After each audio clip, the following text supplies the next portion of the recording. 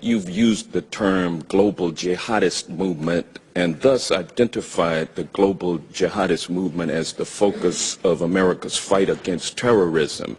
Isn't it a fact that the global jihadist movement is very closely linked to the teachings of Wahhabism? Yes or no? Yeah, I would say they draw inspiration in a perverted sense, but yes, I would say, and Robert may want to elaborate on that. But the two big global jihadists are Al-Qaeda and ISIL. And they draw their inspiration from the Wahhabi strain of Islam, isn't that correct? Yes. And the Wahhabism is a 18th century offshoot of Sunni Islam, which began in the land that has come to be known as Saudi Arabia. Isn't that correct? Yes. And Wahhabism seeks to purify Islam by getting rid of a number of human behaviors and practices that it considers to be sins against Allah. Correct? Correct. And Wahhabism is a strict, fundamentalist, highly intolerant strain of Islam. Correct? Yeah. Correct? And now, isn't it a fact that the Saudi ruling monarchy derives its legitimacy by reliance on the ideology of Wahhabism?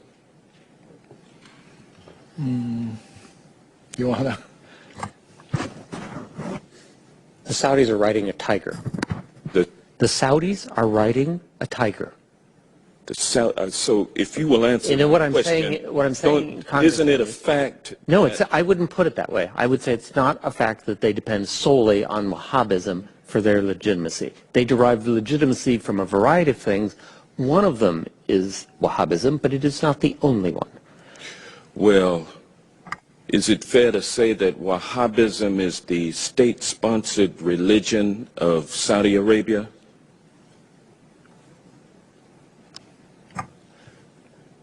Yes. The Saudi government sanctions Wahhabi imams in their major mosques. Well, as a matter of fact, the Saudi monarchy promotes Wahhabism through official state-sponsored mosques and through religious schools known as madrasas all over the world. Isn't that correct? Yes. Yes.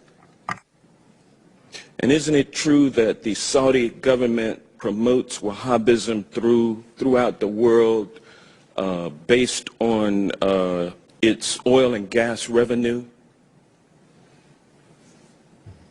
Absolutely, the government's revenues, directly or indirectly, help the proselytizing that you mentioned. And the Wahhabism ideology lines up with the ideology of ISIL. Isn't that correct? I would say no. For example, the Wahhabis in Saudi Arabia, the official ones, do not kill Shia. They persecute them. They do not have equal rights. They do not have equal rights, but they don't kill them.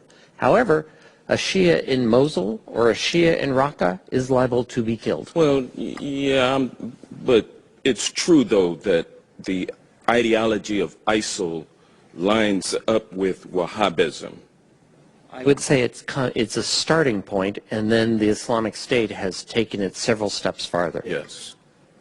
And is it fair to say that Saudi support for the teachings of Wahhabism create fertile ground for ISIL recruitment efforts?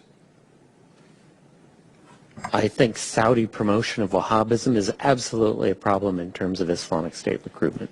And so we will be unable to defeat the global jihadist movement, which is based on largely Wahhabism, which is a state-sponsored religion of Saudi Arabia, without somehow enlisting the support of the Saudi royal family in withdrawing its financial support for Wahhabism. Is that a fair assessment? So in the discussion we had earlier about dealing with radicalization in the first place, this is what you're talking about, right? I think Saudi Arabia is a center of where that needs to take place. So there needs to be a discussion with the Saudis about their support for Wahhabism and how it should be treated and how they should think about it. So absolutely right. What was the latest amount of arms that we sold to Saudi Arabia? The latest shipment, I think it was what, $100 million worth of arms? Well, there's support for the campaign in Yemen, but the arms sales that occur periodically are in the billions of dollars. Thank you.